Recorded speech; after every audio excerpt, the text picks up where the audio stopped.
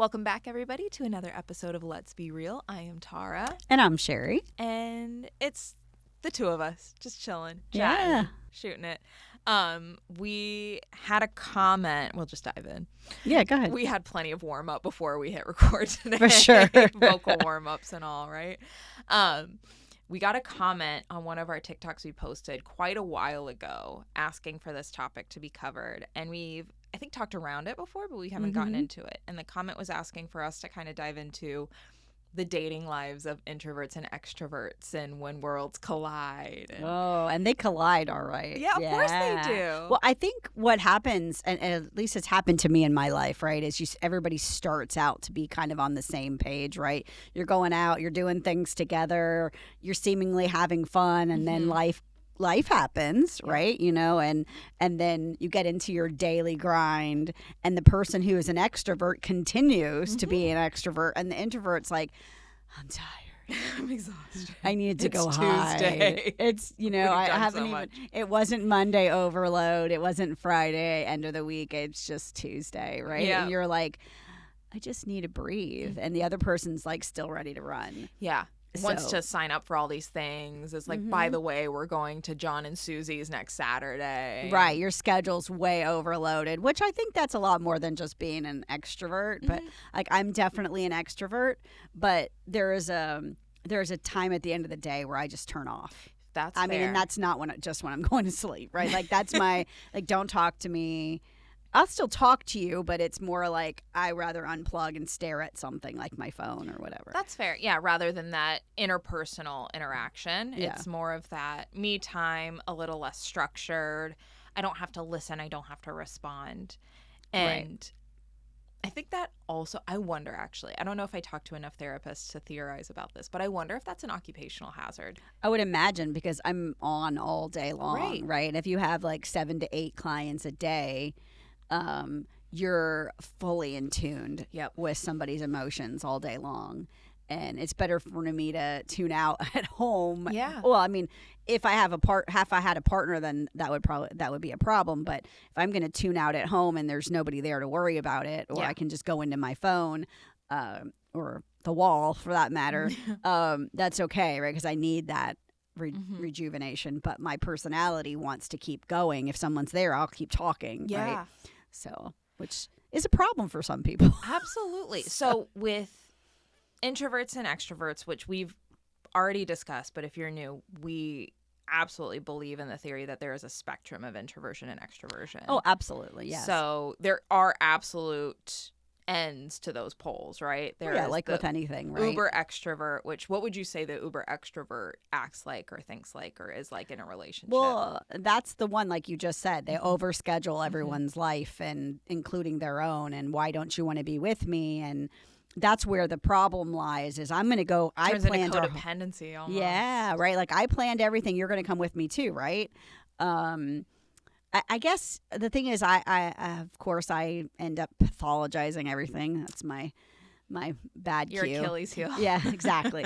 That I think of mania, right? You've just gone way out. Like, you just can't stop. Well, we are talking right? about extremes, so that's right. okay. That's the extreme, right? Like, you just can't stop. You're not sleeping. You're up all night partying, or you're up doing whatever. You know, maybe trying to fit in all of these activities or all this interaction, all of this feedback that you get from others, right? Because extroverts appreciate and enjoy that feedback. Well, and they need it sometimes. Yeah, I guess so. Yeah, that's part of the characteristic. That's part of it. Right, especially if you're in that extreme of it, right? It's not just your personality, it becomes something that's like you need it in high demand. Right.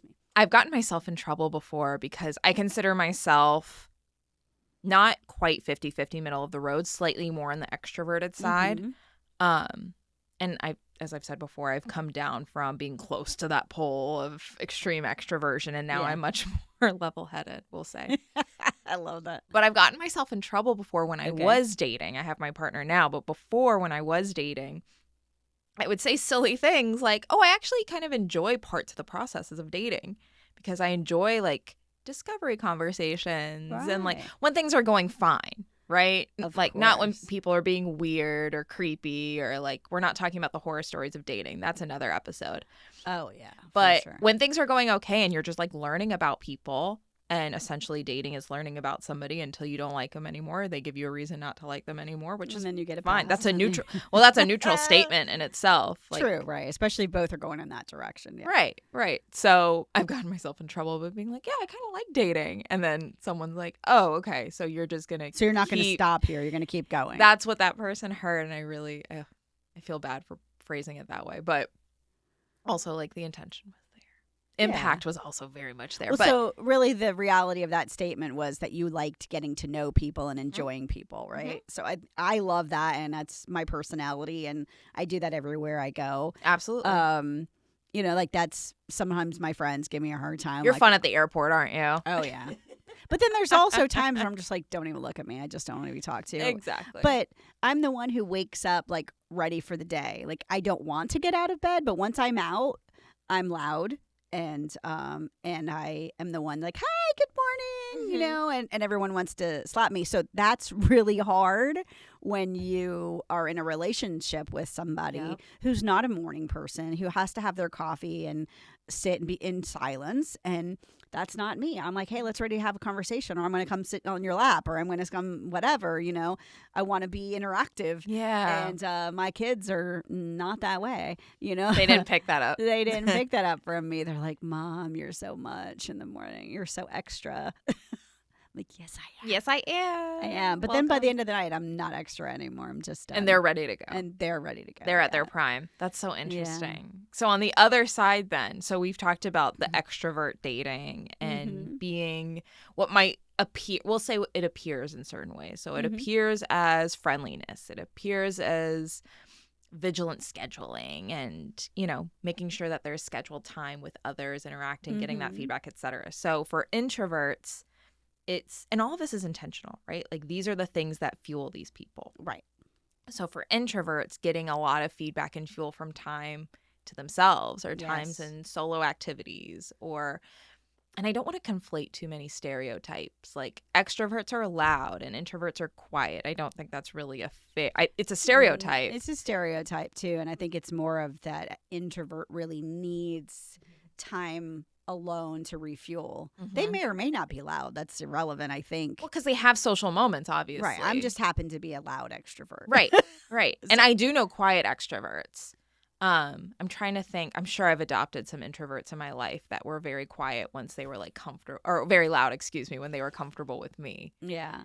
But I'm struggling to remember now. Yeah, because they were so quiet that they just kind of drifted off. We didn't notice them anymore. And then they just show up so loud. I've definitely, I have a group of friends that we are all very much extroverts, extra extroverts. We're extra. That's the thing. I told you. We're the loudest group in the restaurant. Where the people are like, oh my God, I want to watch their show. You know, like if somebody would make a reality show of us, it would, you know, it's really insane. Well, I told you I'm inviting myself and scheduling the Love is Blind watch party with you and your friend group. For sure. Because Let's go. I need to get in on that. I need to see this. I need to experience this. This is amazing. Some judgment, some all kinds of stuff going on there. Yeah. I want some pause and reflections in the middle. There will be. I'm here for it. May not even be pause. We're all going to talk over each other. Yeah, that's how it works. In the land of extroverts, yes. So introverts a little less time in terms of activities, but they still very much are, again, I'm like really, I don't want to get bogged down in stereotypes. It's not like introverts are there to be found by extroverts, or, you know, there's that funny phrase, I said it just a second ago, adopted by extroverts. I love it. Like introverts are very much out here working, living, have hobbies, of course, doing the same things we're doing. Right. They still go out and do things. It's just, they get overwhelmed, I think, quicker than we do. Social battery. Battery. I hear that a lot, right? Social battery, that they need to just sit down and relax, right? And they get overwhelmed by people, I think, more quickly than say somebody like myself. Sure. Well, yeah, 7 to 8 sessions in a day might be a nightmare for an introverted therapist. Oh, for sure. Yeah. Although they, you know, again, introvert doesn't mean they can't necessarily be okay with talking to people, but I think maybe it's the listening part. You're right, because I do a lot of listening. Yeah. I do a lot of talking though too. Sorry.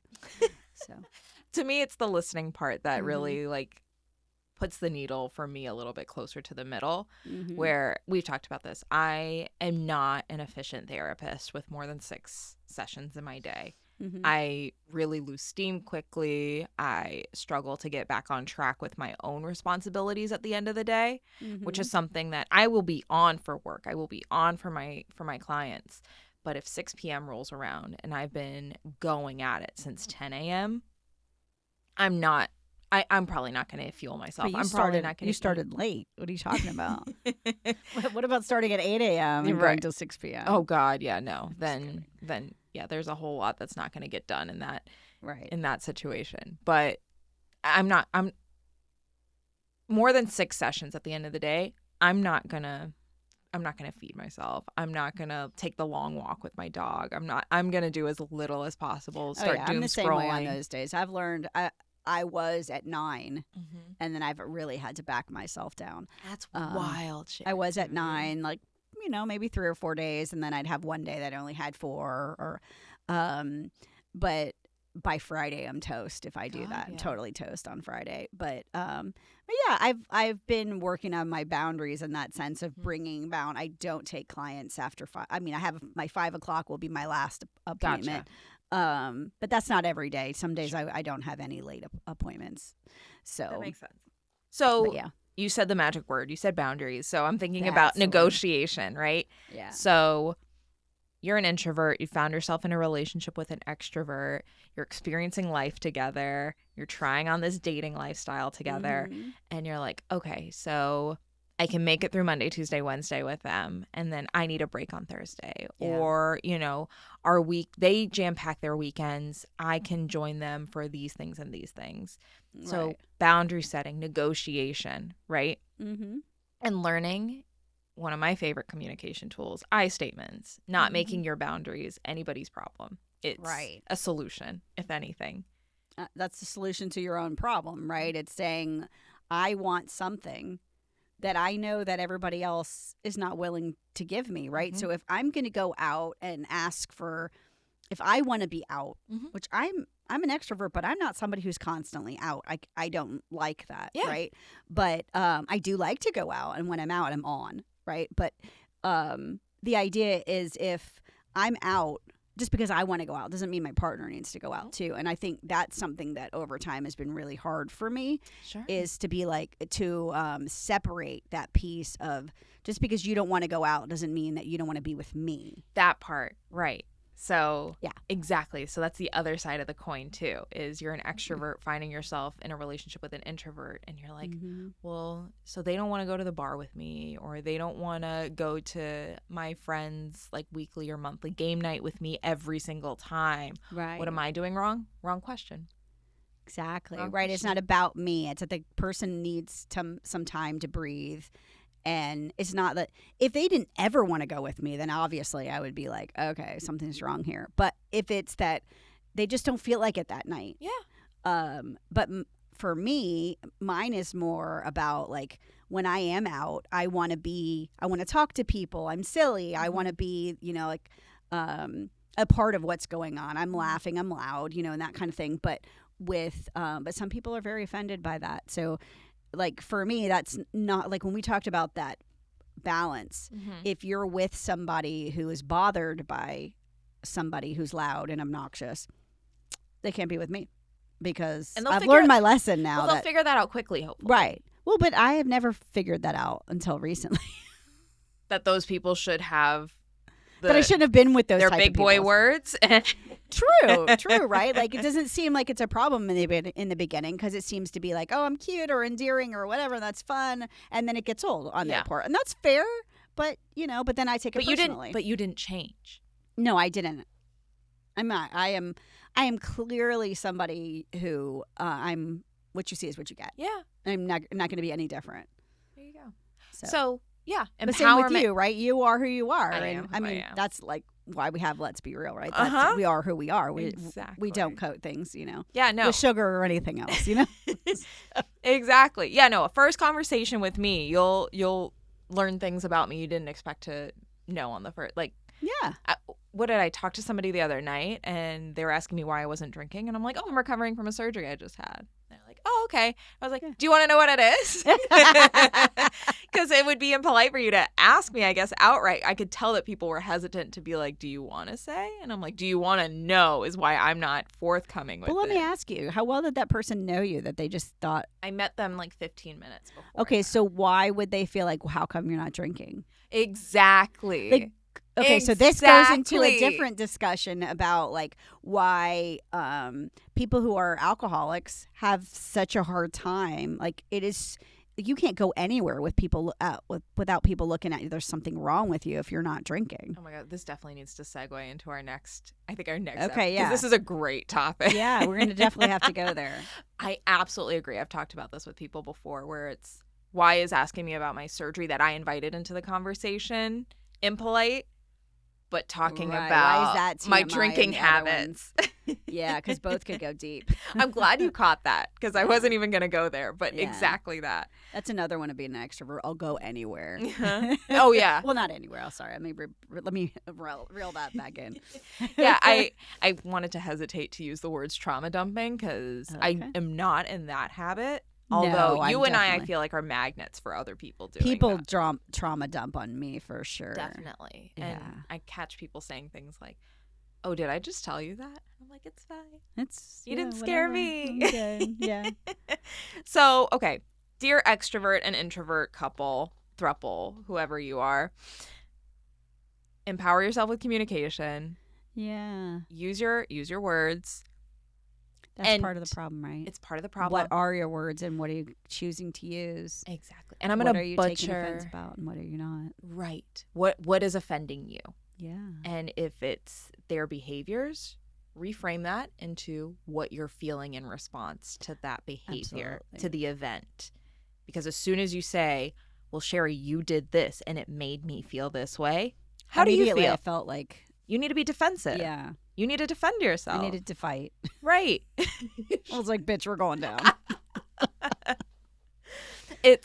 I did this for my reason. Of course you did. We all do things for our reasons. Of course, right? I'm And going to have a reason to attack back, or I'm going to feel like it, right? But if you say I get really sad when I feel like I'm not being heard, right? And when you say things like that, I feel unheard, Mhm.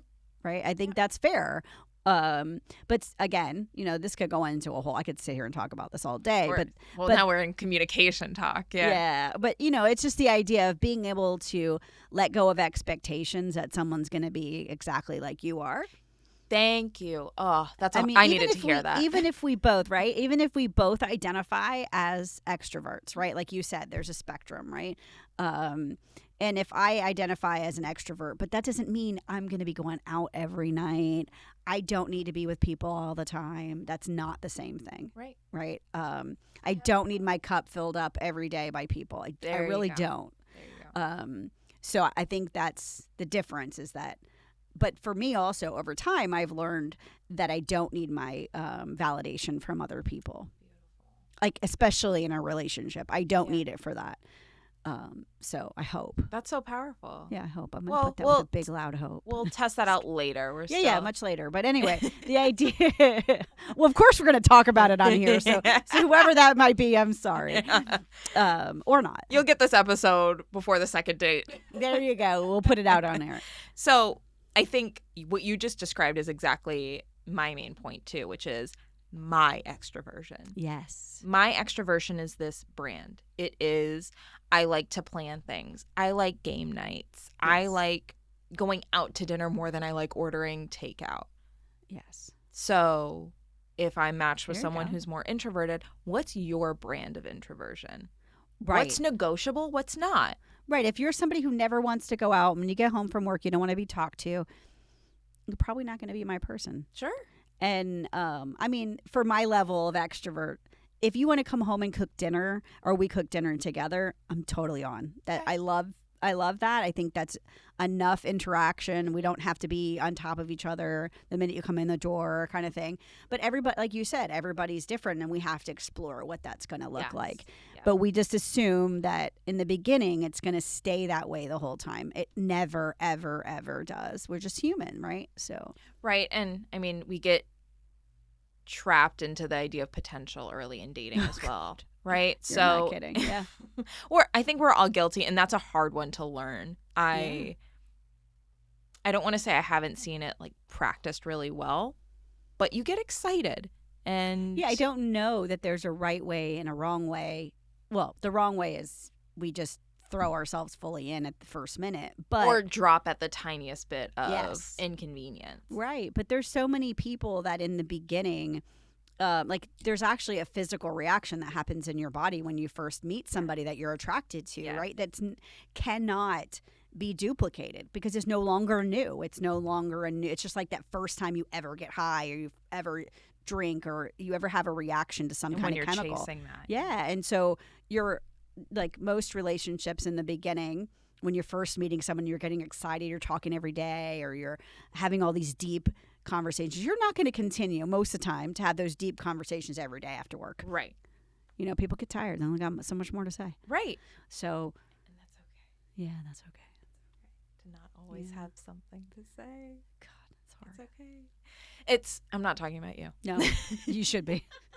I guess that's why we're here, though. So in this space, we should probably have something to talk about. That's true. But hopefully we summed that. Yeah, I in think a pretty so. nice little package. Yeah. Something that's broad enough for your brand of extrovert, your brand of introvert to come together. And hopefully, commenter, we answered your curiosity a little bit. Yeah. Thank you so much for that discussion. Yeah. For asking us to discuss that. Send some more in. We want to know what else you want to talk about. Definitely. Right? I almost want to get us in trouble and be like a advice column. Not advice, though. Because, we're not providing therapy, so. Oh, but I'm all about advice. Dumbass, don't do that, right? You know, it's like the when you go on the radio and people are calling in, should I dump them? Yes, you should. Yes, you should. Well, if you're asking the question, you probably should. Sorry. If the idea has crossed your mind, why is it crossing your mind? Exactly. Let's talk about that. Or, like you said, it could be somebody just running too quickly, but who knows?